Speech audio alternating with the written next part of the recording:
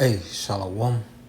First, I would like to give all praise, honor, and glory to Yahweh. In the name of Yahweh Shai, double honors to the apostles and elders of Great Millstone. Peace and blessings to the hopeful elect the house of David. Let's get into this. This is gonna be a land back lesson off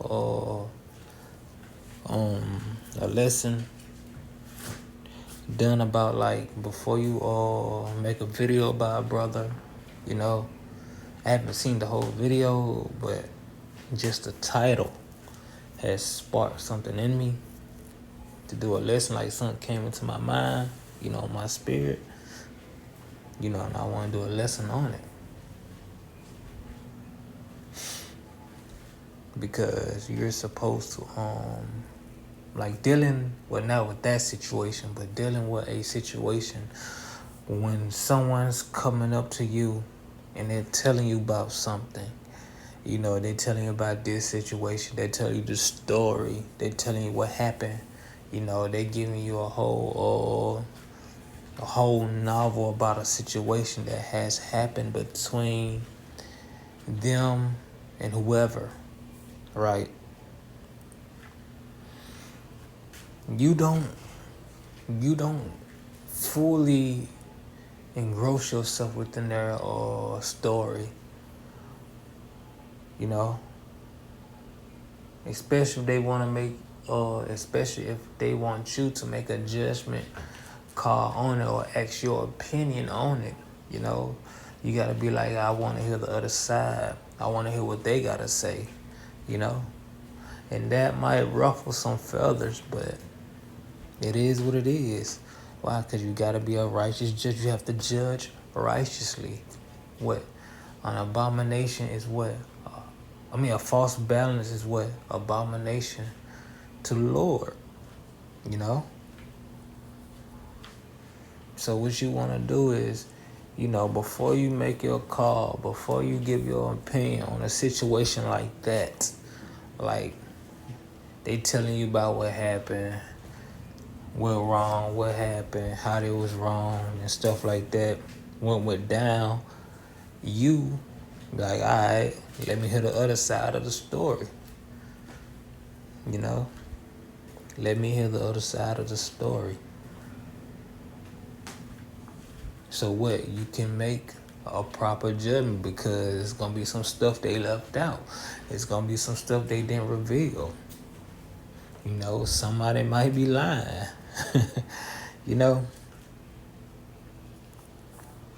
So you have to be a proper judge when it comes to that, because that's what a king do. A king judges. A king judges.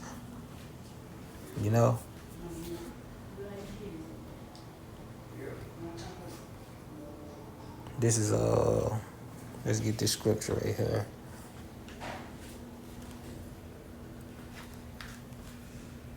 This is Ecclesiastes chapter 12, verse 13. Listen. Let us hear the conclusion of the whole matter. I want that part, but I'm going to read the whole thing, this whole precept. Let us hear the conclusion of the whole matter. Fear Yahweh and keep his commandments, for this is the whole duty of man. Now why I say fear the Lord and keep his commandments? Because what? You got to make the right call. You got to make the right judgment. You can't take bribes. You can't be like, all right, look. I agree with you, or I'll be on your side if you give me this much, or if you do this for me. Nah. You see, when it says fear Yahweh and keep his commandments, what? That's including all the laws, Well, it tells you not to take bribes. It tells you not to be a false witness. It tells you not to lie. So what? You have to be balanced. You have to be just in your decree. You have to be just in your decision making. So what? You will have to hear the conclusion of the whole matter. You will have to hear both sides. Let's continue. This is listen to this. This is Proverbs chapter 18, verse 6. Listen. A fool's lips enter into contention, and his mouth calleth for strokes. You see a lying dude, he'll stir up trouble, he'll stir up stuff. His stories won't all start to make sense. There'll be some some schisms in his story, and he'll be like, man, I'm about to whoop his ass. Or you be like, man, I caught this nigga in a lie. Let's continue. Listen, a fool's mouth is his destruction, and his lips are a snare of his soul. The words of a talebearer are as wounds, and they go down into the innermost parts of the belly. You just telling this, you telling that, you getting caught up. You just making up stories and stuff. You over exaggerating what has been said or what has been done. What to make that person look bad or worse. You gotta be careful, but also you got someone telling a story. Someone telling this person, that person, this person, blowing the whole situation out of proportion when it didn't need to even get that far. When it didn't even need to get that far. It jumped out to verse 17. Listen, he that is first in his own cause seemeth just, but his neighbor cometh and searcheth him. You see, he might think he right. He might think he right in all his decision and his decree, but another brother might say, nah, you going off. Then give him precepts, give him rebuke, give him another point of view, a righteous point of view that he wasn't looking at, a perspective he wasn't seeing from.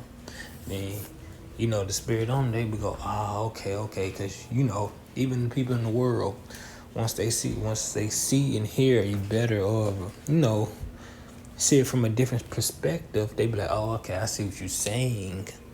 I see what you're saying. Why? Because you came with that righteous point of view. And we have to move the ego out the way because you don't want to give a perspective, that's, let's say, personal. That's very egotistic, or how you view the world. Nah, let's give judgment according to how, according to justice, for lack of better words, according to justice, the justice of the scriptures. Listen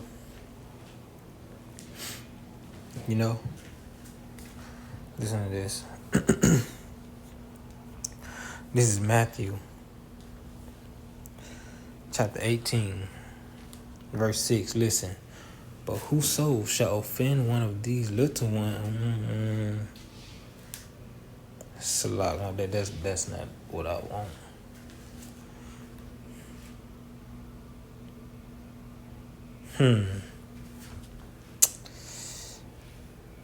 Salakia, that's not what I wanted. Okay, I'm gonna drop that one. Let me just get this one. I don't remember what I had for that. I know this one though. This is Ecclesiasticus chapter 11. Verse 7. Listen. Blame not before thou hast examined the truth. You hear that? Blame not before thou hast examined the truth. Understand first, then rebuke. You see, then he draw bars. It's like, but yeah, that's how you should go about it. And that scripture just sums up everything I was speaking on. sums up how you should go about things. I'm going to read it again. Listen, this is Ecclesiasticus chapter 11, verse 7. Blame not before thou hast examined the truth. Hearing the whole conclusion of the matter. Listen, hearing to both sides. Moving your ego out the way and judging according to Yahweh Bahasham Yahweh Shai. Understand first, then rebuke. So yeah, that's how we should be going about this, because we're in this state to learn how to be rulers, judges, kings, administrators, managers of the kingdom of heaven, and that's how, and this is what the scriptures are for, The Bible is a book for kings. The Bible is a book for kings and those who will rule the world, because it gives you how you should conduct yourself, how the world should be ran, in righteousness, a better way of living for the people if you put these laws upon their necks, So yeah, that's how you should go about judgment, And with that, another scripture just popped in my mind.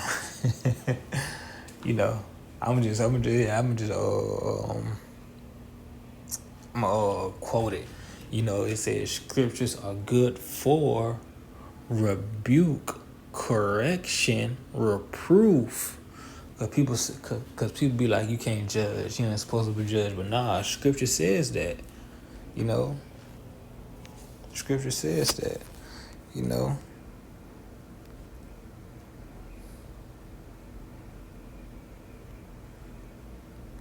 gonna get it, cause I don't want nobody coming on my channel like, I heard you quoted, but y'all don't see it.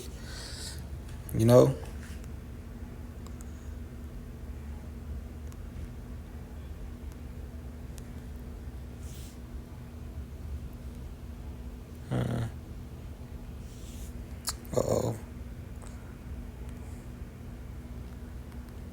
How it goes. Yes, here it is. This is 2 Timothy, Salaki. 2 Timothy chapter 3, verse 16. Listen, all scripture, see, it's in the New Testament, so that cuts y'all, because a lot of Christians be like, yeah, you can't judge. But here's something in the New Testament telling you can. The judgment the scripture was talking about is pitting you to death. We can't pit you to death because of sin. We can't do that. That's only the Lord can do that. In this state, under the grace period, let me correct myself, under the grace period, only the Lord can do that. We can't put nobody to death for breaking or committing sin. So this is 2 Timothy chapter 3, verse 16. All scripture is given by inspiration of Yahweh, by Hashem Yahweh Shai, and is profitable for doctrine, for reproof, for correction, for instruction in righteousness. Reproof and correction, that's rebuke. That's rebuke. Being rebuked is being told about your ways and correcting you, So I had wanted to get that before I close out. That popped in my mind. So yeah. With that, I hope you was edified. Again, I would like to give all praise, honor, and glory to Yahweh in the name of Yahweh Shai. Double honors to the apostles and elders of Great Millstone. Peace and blessings to the whole elect, the house of David. Until next time, Yahweh willing, Shalom.